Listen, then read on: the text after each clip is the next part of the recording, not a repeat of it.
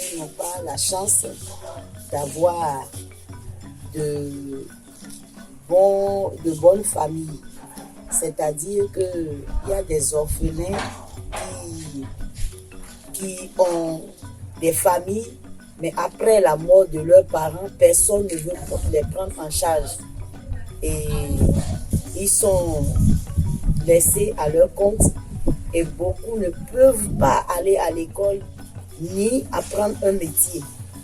Et c'est pourquoi nous avons créé un centre, c'est-à-dire une famille pour ces enfants qui n'ont pas de famille ou bien qui ont de famille mais que les femmes, il n'y a pas de bonne volonté dans leur famille pour prendre soin d'eux. Ici, chez nous, l'enfant, nous avons une école primaire et secondaire, nous avons du CI jusqu'en 3e. Ici, chez nous, l'enfant va à l'école jusqu'en 3e.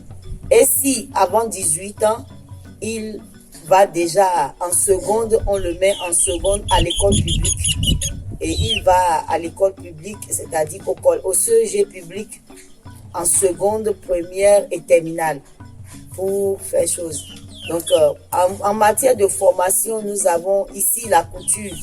Et à part ça, nous envoyons les enfants qui veulent apprendre des métiers, on les envoie dans les centres d'apprentissage parce que ici, on ne fait que la couture pour le moment et nous espérons avoir après d'autres formations pour eux, surtout ceux qui arrivent en classe de 3e, seconde et qui ne peuvent plus continuer.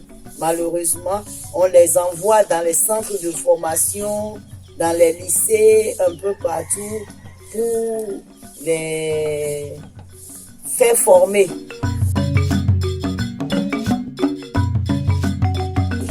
Nous n'avons pas d'accompagnement. Nous n'avons pas d'accompagnement. On essaie de tout faire avec nos moyens de bord. C'est-à-dire quand quelqu'un vient nous aider pour la nourriture, quelqu'un vient nous aider pour... Et nous-mêmes, on fait beaucoup de choses. Ici, nous avons une boulangerie et nous faisons des biscuits, nous faisons du pain. Et ça nous aide un peu pour accompagner ces enfants. Nous faisons aussi le cuit-à-wata. Mais ça ne suffit pas pour faire ce que nous sommes en train de faire. Ces enfants sont dans les lycées, dans les collèges, dans les centres d'apprentissage et il faut payer. Il faut payer à tout moment, mais on n'arrive pas à payer. C'est difficile pour nous. Nous avons 185 enfants dans le centre. En plus de ça, nous avons au moins une cinquantaine d'enfants que nous supportons dehors, c'est-à-dire nous payons la scolarité et nous faisons ce que nous pouvons faire pour les aider, pour qu'ils puissent rester en famille. Donc nous avons besoin de beaucoup de choses.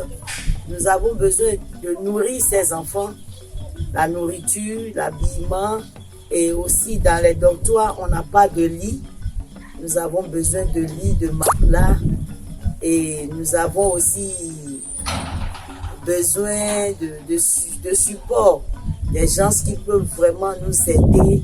On essaie de faire ce qu'on peut, on essaie d'encourager ces enfants à pouvoir devenir quelqu'un.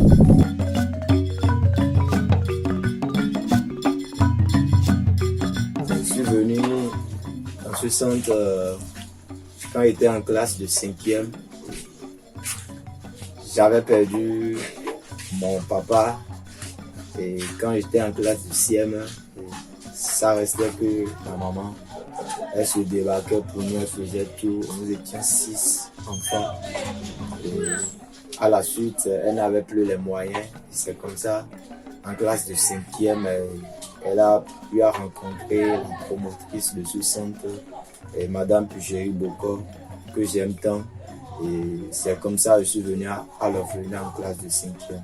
Aujourd'hui, concrètement, je suis revenu au centre en tant qu'animateur, en tant que coordinateur. Actuellement, je suis dans le social, j'accompagne mes frères qui sont restés, qui sont encore là, et d'autres orphelins qui viennent également.